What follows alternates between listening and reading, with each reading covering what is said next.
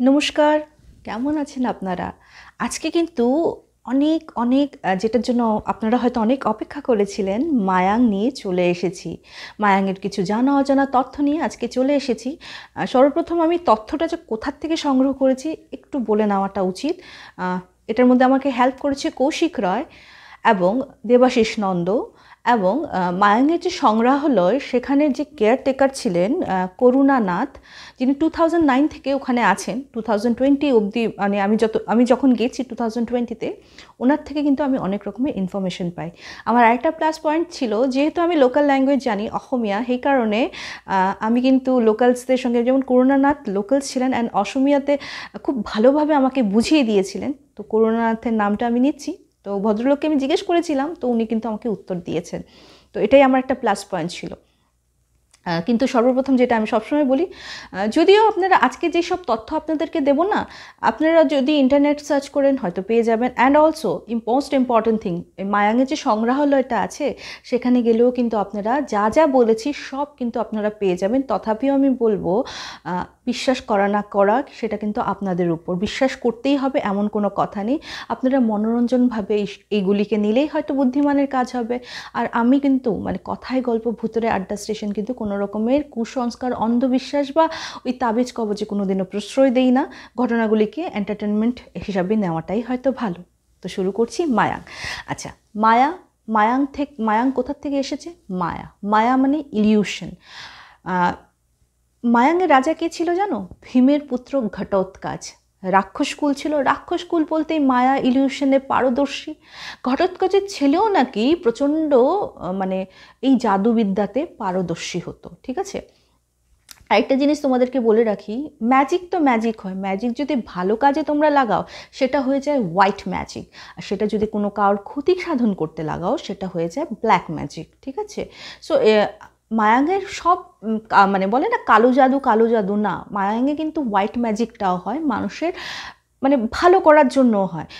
ঠিক আছে, কিন্তু মুষ্টিমেয় কিছু লোক যেটা পরে ক্ষতি সাধন করতে করতে তারপর তো ব্ল্যাক ম্যাজিকের নামই হয়ে গেছে। ঠিক আছে, তো মায়াং জেনারেলি আমরা ব্ল্যাক ম্যাজিক যেমন বলি, অ্যাকচুয়ালি মায়াং কিন্তু আয়ুর্বেদিক ওষুধের জন্য প্রচণ্ড প্রচণ্ড ফেমাস। হ্যাঁ, যেমন আমি বলছি আয়ুর্বেদিক ওষুধ বলতে ওখানে সংগ্রহালয়ে তোমরা গেলে পেয়ে যাবে নানা রকমের পাতা, নানা রকমের হার্বস, ভেষজ যেটাকে বলে, ওটা দিয়ে কিভাবে কি কি ট্রিটমেন্ট হতো সেইগুলি যে মেনুস্ক্রিপ্ট, পুরানো দিনের মেনুস্ক্রিপ্টগুলিও ওরা খুব ভালো করে রেখেছে। যেমন নরসিংহর পাত, অ্যাসামিসের নরসিংহর পাত যেটাকে আমরা জেনারেলি কারি পাত্তা বলি, সেটাকেও কিন্তু ওষুধের গুণে লাগানো হতো। ঠিক আছে, এই যেমন ধরো কারোর বিষ বেদনা হয়েছে, হাড্ডি ব্যথা, বাতের ব্যথা, ওসব কী করে ছাড়ানো হতো বলো তো? পেটের মধ্যে না তোমার সর্ষে তেল দিয়ে একটা পিতলের থালা বসিয়ে দিত অ্যান্ড মন্ত্র বলে ফু দিতে থাকতো, ওটা নাকি বিষ বেদনাটা উঠিয়ে নিত। ঠিক আছে, এটা ছিল।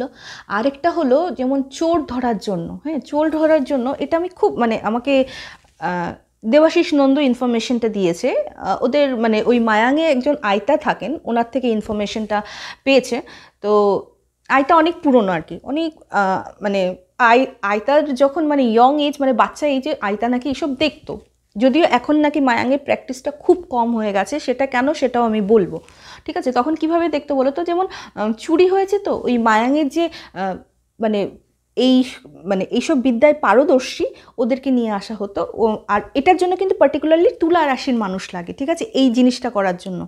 তো কোনো তুলা রাশি মানুষের পিঠে সর্ষের তেল দিয়ে এবং ওই যে হলুদ সর্ষা আছে ওটা দিয়ে ওই পিতলের থালটা চিপকানো হতো এবং সেখানে নাকি চোরের যে প্রতিচিত্রটা ফুটে উঠতো, সেটা আয়তার মতে। ঠিক আছে, তো আরেকটা হলো বাটি চালান দেওয়া, মানে বাটিটাকে না এরকম করে রাখতো, রেখে উনি জাস্ট হালকা করে টাচ করতেন আর ফু দিতেন। ফুটা না ওটা বাটিটা নাকি মানে ওই চোরের দিকে, মানে চোর যেদিকে আছে ওই দিকে বাটিটা আস্তে আস্তে চলে যেতে থাকতো।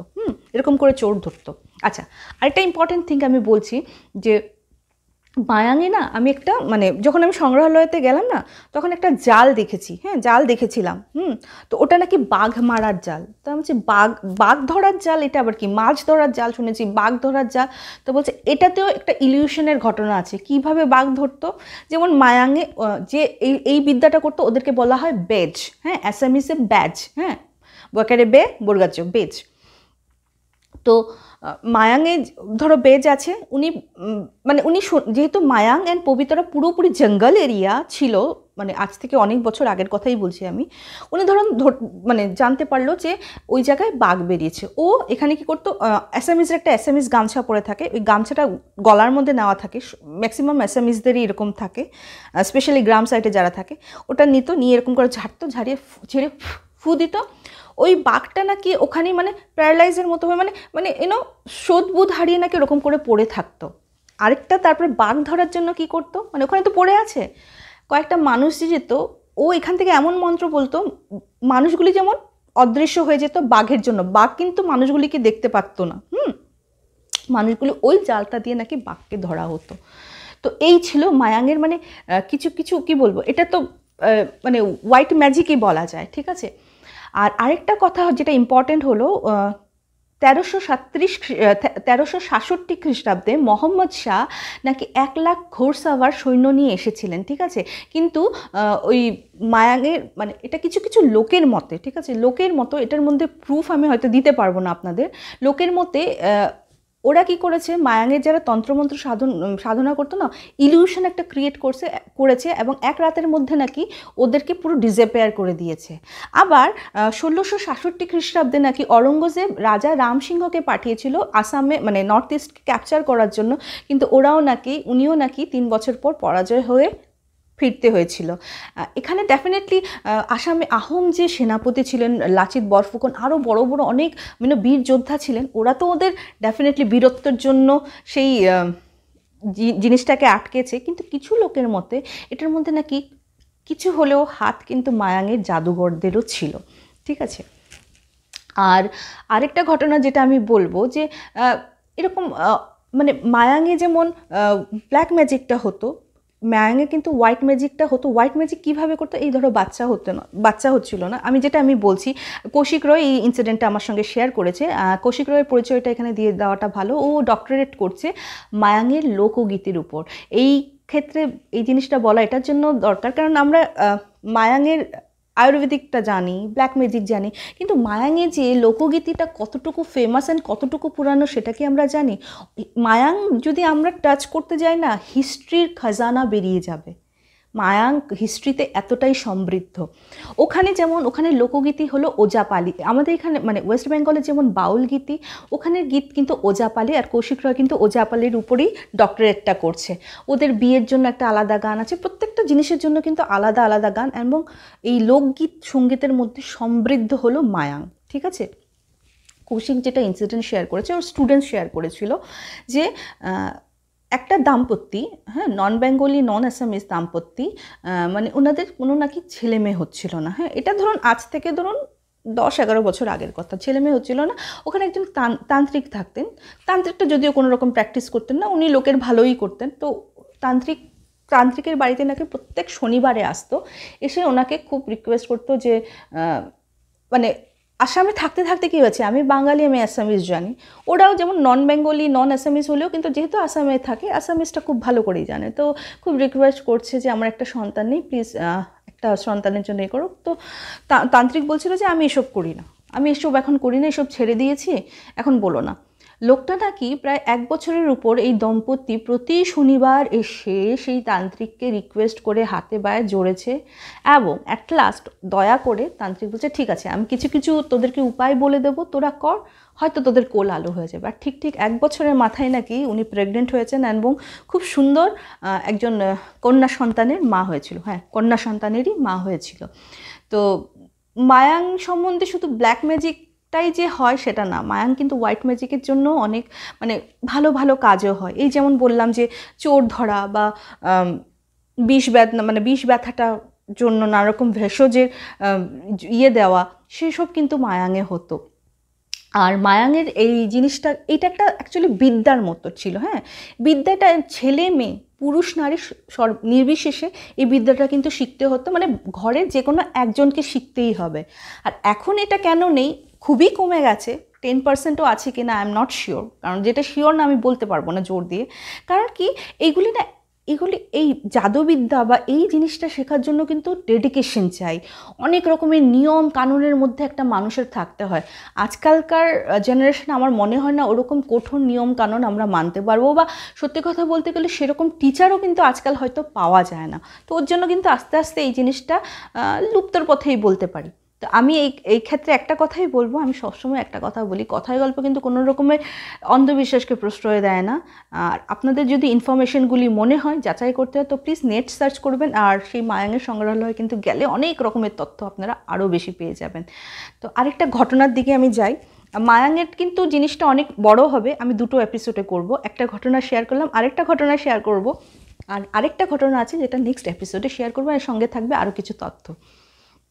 আচ্ছা, এটা মায়াঙ্গীর কালো জাদু না, এটা হলো ঘটেছিল বিহারের পাটনার কাছাকাছি কোনো একটা জেলাতে, ঠিক আছে, পাটনার জেলাতে। আর আমার এক বন্ধু পাঠিয়েছে এটা, কিন্তু নাম মেনশন করতে মানা করেছে, যেহেতু ওর রিলেটিভের সঙ্গেই নাকি ঘটনাটা ঘটেছিল, ঠিক আছে।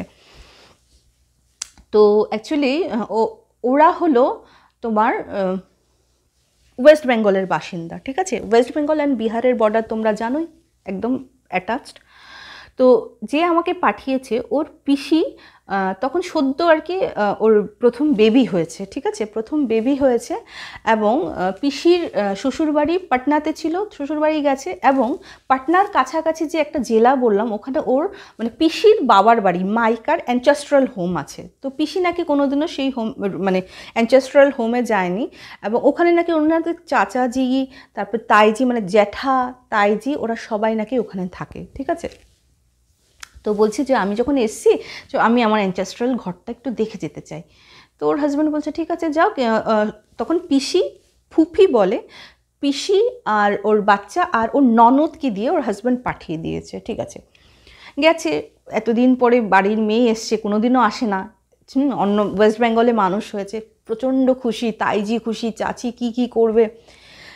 তখন কিন্তু তাইজি ওরা খালি ওকে একটা কথা বলতো যে ওই যে ওখানে একটা বুড়ি আছে, বুড়িটা মানে দেখতে নাকি প্রচণ্ড কুচকুচে কালো ছিল, মানে হোয়াইট কালারের চুল ছিল। তো বলছে কি মানে বিহারিতে তো বাবুয়া বলে না বাচ্চাকে, তো বলছে বাবুয়া को ना कभी भी उसके सामने मत लाना और तू भी मत आना, वो बुलाए कि ना तू भी मत आना। तो बोलছে काहे नहीं आए, तो बोलছে কেন আসবো না, तो बोलছে तू तू उतना नहीं समझेगी, तू मत आना, जितना बोल रहे उतना सुन। তো বলছে যে আরে মানে ওয়েস্ট ও পড়াশোনা জানা, এইসব থোড়ি না মানবে যে কেন না করছে, একটা কোয়েশ্চেন আসবে। তখন একদিন কি হয়েছে, ওই ছোট বাচ্চাটাকে নিয়ে ওর চাচার ছেলে মানে যে গেছে বুইয়ের চাচার ছেলে ওই বাচ্চাটাকে নিয়ে বাইক নিয়ে ঘুরতে গেছে। তো ওই মেয়েটা বসা আর কি, ওর ননদও বসা, অ্যান্ড ওই তাইজি ওরা বসা। ইন দ্যাট টাইম ওই মেয়ে লোকটা এসছে, এসে বলছে কা হে রে, কা হাল হ্যাঁ তুহার, বলছে তোমার কিরকম অবস্থা, মানে হালটা কীরকম, হ্যাঁ তোমার বাচ্চা কই। তো না তাইজি বলছে, তাইজি যেমন ওকে মেয়ে লোকটাকে না মানে তাড়ানোর ফোন দিয়ে আসছে, হ্যাঁ। তো এইদিকে মেয়েটা তো কথাই বলে যাচ্ছে, হ্যাঁ। তো বলছে যে এখন বড় মানুষ আসলে আমরা প্রণাম করি, তাইজি কিন্তু ইশারা দিয়ে মানা করছে যে এই তুই আসবি না সামনে। ও না জাস্ট যেটা আমাদের রুচি বোধ আর কি, ও গিয়ে প্রণাম করছে। বলছে বিশ্বাস করবে না, ও নাকি প্রত্যেক দিন খুব পরিষ্কার, মেয়ে লোকটা খুবই নিট অ্যান্ড ক্লিন, খুবই পরিষ্কার করে আসে, কিন্তু ওনার শরীর দিয়ে নাকি প্রচণ্ড আবর্জনার মতো গন্ধ করছিল, ঠিক আছে। মানে বলছে এই কেমন বিদঘুটে, মানে বলতেও পারছে না, তা প্রণাম করে তাড়াতাড়ি চলে এসছে, হ্যাঁ। তো ও যাওয়ার পর ওকে না ঘরের মানুষের বকেছে, বলেছিলাম না তোকে ওর সামনে আসবে না, তুই জানিস ওকে, হ্যাঁ ও নজর লাগায়, ওর জন্য কত বাচ্চা শরীর খারাপ হয়ে ইয়ে করেছে, হ্যাঁ মানে শরীর খারাপ হয়ে যায়, মানে নজর লাগায় তন্ত্রমন্ত্র দিয়ে, মানে কালা জাদু টাইপের ওরা ওর করে টরে। বলছে বলতে কী এইসব সময়ে তোমরা এইসব কথা বলো, হ্যাঁ। তো বলছে না না খবরদার। তো বলছে বাবুয়াকে খুঁজছে, খবরদার বাবুয়াকে কিন্তু খবরদার ওর সামনে কিন্তু আনবি না, ঠিক আছে ফাইন। তো ঠিক আছে, তখন বাবুয়াকে ওর সামনে আনবে না বলেছে, তো ও কিছুতে এইসব মানে না। একদিন কি হলো, ওরা মানে গাঁয়ে তো ক্ষেত ফেতি হয়, ওরা সারা ঘরের মানুষ খেতি করতে গেছে, ননদটা আর ওর ফুফি অ্যান্ড ওই বাচ্চাটা আছে। ইন দ্যাট টাইম আবার ওই ভদ্রমহিলা আছে, কারণ আমি যেটা বুঝতে পারলাম কথায়, ভদ্রমহিলাটার কিন্তু টার্গেটই বাচ্চাটা ছিল, ওর জন্য মানে নানা অছিলায় এই বাড়িতে আসতে চাইতো। তো এসছে, এসে না বলছে যে ওদের না মানে ওদের হাভেলি টাইপের বাড়িটা তো, ওখানে নাকি একটা ট্রেন্ড কি বলো তো, বাড়ির ঠিক মিডিলে তুলসী মঞ্চ থাকে, বাড়ির ঠিক মিডিলে তুলসী মঞ্চ আছে, আর আমরা জানি তুলসী মঞ্চ খুব পবিত্র। তো বাচ্চাটা খাটিয়া ছিল, ধূপে, শীতের দিন ছিল, রোদের মধ্যে বসেছে একটা খাটিয়া নিয়ে বাচ্চাটাকে নিয়ে, আর ওই তুলসী মঞ্চের সামনে। তো ওই মেয়ে লোকটা এসছে, এসে বলছে কি, আরে বাবুয়াকে ইধার লে আও। বলছে ওখানে কেন আনবো, ওখানে তো ছায়া, তুমি এদিকে আসো না, তুমি এখানে বাবুয়াকে দেখো। বলছে না না, মানে ও তুলসী মঞ্চের সামনে কিছুতেই যাবে না, ঠিক আছে। তো এরকম বলছে, যখন বারবার বলছে, এত বড় মানুষ, বয়স্ক মানুষ বলছে, আচ্ছা ঠিক আছে বাবুয়াকে দিচ্ছে। বাবুয়াকে নিয়েছে, নিয়ে না ওকে এরকম করে হাতাচ্ছে, হ্যাঁ, বলছে ऐसे মালিশ করনা চাইয়ে, ऐसे এরকম করে করে, যেমন ওর পায়ে, ওর ইয়ে পুরো হাতে বুলাচ্ছে, হ্যাঁ, ऐसे মালিশ করনা চাইয়ে, ऐसे ইয়ে করনা চাইয়ে, এরকম করে করে করছে। তো করার পর ঠিক আছে, এরকম করে চলে গেছে। তো ইন দ্যাট টাইম ওরা যখন সবাই এসছে, তখন বলছে আজকে উনি এসেছিলেন, উনি তো আমাকে কত ভালো জিনিস শিখিয়ে গেছে, তোমরা খালি ওনাকে উল্টাপুল্টা কথা বলো, আমাকে কিভাবে বাচ্চাকে মালিশ করতে হয়, কিভাবে বাচ্চার তাকত বাড়ে, কত কিছু বলে গেল। ওর তাইজি মাথায় হাত, বলছে হ্যাঁ ইয়ে তুনে ক্যা কর ডালা, আবি ক্যা হো যায়গা, মানে সবাই হাহাকার করছে, বলছে আমরা এতদিন ধরে আছি, আমরা কি এমনি এমনি বলছি। তো বলছে দূর, তোমরা এমনি বলছো। ঠিক ঠিক বিকালও গড়াতে পারেনি, বাচ্চাটা নাকি প্রচণ্ড ডিসেন্ট্রি টাইপের হয়ে গেছে, কিছুতেই বাচ্চা ঠিক হয় না, ডক্টর দেখাচ্ছে, কিছুতেই ঠিক হয় না। তখন তাই যে বলছে যে ইমিডিয়েট ওর বাবারে খবর দাও। তো ওর বাবা পাটনাতে ছিল, পাটনার থেকে দৌড়ে দৌড়ে আসছে বাচ্চার খবর শুনে। তখন বাবার বোনটাও তো ওর ভাবির সঙ্গে এসেছিলো, বোনটাও ওর দাদাকে সব কথা বলে দিয়েছে। দাদা বলছে তুই থাক, तू रे अपने मायके, मैं अपने बच्चे को लेके जा रहा हूँ, वहाँ पे मैं ट्रीटमेंट कराऊंगा। তো তাই যে বলছে দাঁড়াও, এটা যখন এখানে হয়েছে, এখানে একটা কিছু তোড় বের করে যেতে হবে। তো একটা ওঝাকে নিয়ে এসছে, নিয়ে এসে ওঝা যা যা করার করেছে, ওঝা কিন্তু নাম বলেনি, কিচ্ছু বলেনি, ওঝা কিচ্ছু জানে না, কারণ অন্য গ্রামের থেকে এসেছিল, ঠিক আছে। তো বলছে যে এখানে 7 ঘর থেকে, এই আপনাদের বাড়িতে 7 घर छोड़ के जो घर है ना, वहाँ पे जो आदमी रहता है उसी ने कुछ किया है बच्चे को। তো হিন্দিতে একটা প্রবাদ আছে, তোমরা জানো, ডায়ান ভি 7 घर छोड़ के अपना निशाना লাগাতি হ্যাঁ কি নেই। তো ওই 7টা ঘর পরেই কিন্তু এই ফুপিদের ঘরটা ছিল, দ্যাটস ওয়াই ডায়ান কিন্তু 7 ঘর ছেড়ে ওর ঘরেই চোখটা দিয়েছিল। তো ওঝা নানা রকম তন্ত্রমন্ত্র ইয়ে যা যা সর্ট আউট করার করে তখন বলছে না, এই বাচ্চাকে নিয়ে যাও। একটা জিনিস মানে বলেছে যে এই মানে যে এক স্থানে যে কিছু করা হয়েছে না, ওই জায়গার থেকে যদি ওই মানুষটাকে নিয়ে যাওয়া যায় না ডিস্টেন্সে, তাহলে কিন্তু ওটার প্রভাব কমে যায়। এবং ওরকমই হয়েছিল, যখন পাটনায় চলে গেছে, জিনিস রেঞ্জের অনেক বাইরে চলে গেছে, বাচ্চাটা কিন্তু সুস্থ হয়ে গেছিলো। তো এই ছিল ঘটনা। যেটা আমি সবসময় বলি যে আমি কিন্তু কোনোদিনও এসবকে প্রশ্রয় দিতে বলি না, বা অন্ধবিশ্বাস কুসংস্কারকে কোনোদিনও কথায় গল্প ভূতরের আড্ডা স্টেশন প্রশ্রয় দেয় না। এই ঘটনাটাকেও আপনারা এন্টারটেনমেন্টের বেসিসে নিলেই হয়তো বুদ্ধিমানের কাজ হবে। তো কেমন লাগলো ঘটনা, মায়াং রিলেটেড কিন্তু আরেকটা এপিসোড আসছে খুব তাড়াতাড়ি। Till then stay tuned, thank you, নমস্কার।